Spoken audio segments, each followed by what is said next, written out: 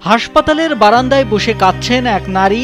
তার হাতে আছে এক প্ল্যাকার্ড, সেখানে লেখা আমার ব্রেস্ট পচে গেছে, প্রচণ্ড দুর্গন্ধ ছড়াচ্ছে, ক্যান্সারে আক্রান্ত, টাকার জন্য কেমো দিতে পারছি না। এ সময় তিনি বলেন, চিকিৎসকরা জানিয়েছেন মৃত্যুর সঙ্গে লড়াই করতে হবে, এত টাকার দরকার, টাকা কিভাবে পাবো? আমার একটা সন্তান, তার মুখেও কিছু দিতে পারি না আমি। সম্প্রতি এমন একটি ভিডিও সামাজিক যোগাযোগ মাধ্যমে ভাইরাল হয়।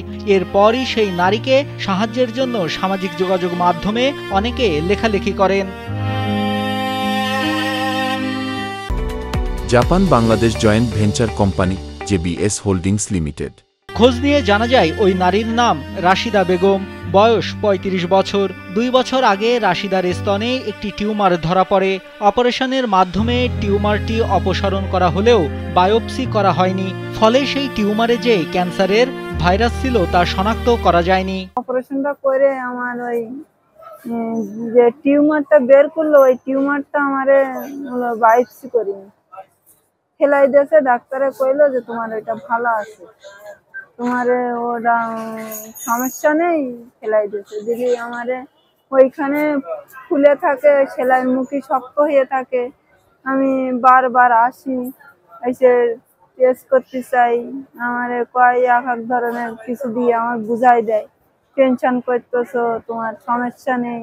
পরবর্তীতে রাশিদা বিভিন্ন চিকিৎসকের শরণাপন্ন হলেও সময় মতো সঠিক চিকিৎসা না পাওয়ার কারণে তার শারীরিক অবস্থার চরম অবনতি হয়। ধীরে ধীরে ক্যান্সার শরীরে ছড়িয়ে পড়ে। অবশেষে তার ডান স্তনে পচন ধরতে শুরু করে।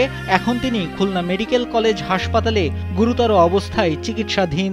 একজন কইলো যে খুলনা মেডিকেলে যাও, তোমার ফ্রি কেমো দেবে। আসলাম, এসে ভর্তি হলাম, হয়ে একটা কেমো ফ্রি দিল। দেওয়ার পরে বললো আমার কাছে সাপ্লাই নেই, কেমো কিনতে হবে। সাতক্ষীরার শ্যামনগরের এক প্রত্যন্ত গ্রামের বাসিন্দা রাশিদা বেগম। তার স্বামী জাহাঙ্গীর হোসেন পেশায় একজন দিনমজুর। তারও সামর্থ্য নেই স্ত্রীর চিকিৎসার ব্যয় বহন করার। 8টা কেমো দিতে হবে, তারপরে আবার অপারেশন করতে হবে। কবে অপারেশন হবে ডাক্তার এখনো বলেনি। ভিডিওটি ভাইরাল হলে কয়েকটি সংগঠন রাশিদাকে সাহায্যে এগিয়ে আসেন। যে রাশিদা পেশেন্টটা আছে, ভর্তি আছে, এনার জন্য Khulna blood bank, Khulna food bank এবং অক্সিজেন ব্যাংক সার্বক্ষণিকভাবে পাশে আছে এবং ওনার চিকিৎসার জন্য যত প্রয়োজনীয় ব্যবস্থা আমরা দেশবাসীর সহযোগিতার মাধ্যমে সেটা তুলে দিতে পারবো বা করতে পারবো, সেই প্রত্যাশাটা রাখি। Khulna food bank, Khulna blood bank এই রাশিদা বেগমের চিকিৎসার সম্পূর্ণ দায়িত্ব নিয়েছে। আমরা চেষ্টা করতেছি দেশবাসীর সকলের সহযোগিতায়, সম্মিলিত প্রচেষ্টায় আমাদের এই বোনকে যেন এই পৃথিবীর আলো বাতাসে আরো কিছুদিন বাঁচিয়ে রাখতে পারি। রাশিদার চিকিৎসার জন্য প্রয়োজন লাখ লাখ টাকা। অভাবী পরিবারের পক্ষে উন্নত চিকিৎসা করানো সম্ভব নয়, অথচ এখনই রাশিদার প্রয়োজন দ্রুত কেমোথেরাপি, পরিষ্কার পরিচ্ছন্ন চিকিৎসার পরিবেশ ও উন্নত পুষ্টি। তাই সমাজের বিত্তবানদের এগিয়ে আসার আহ্বান জানান স্থানীয়রা।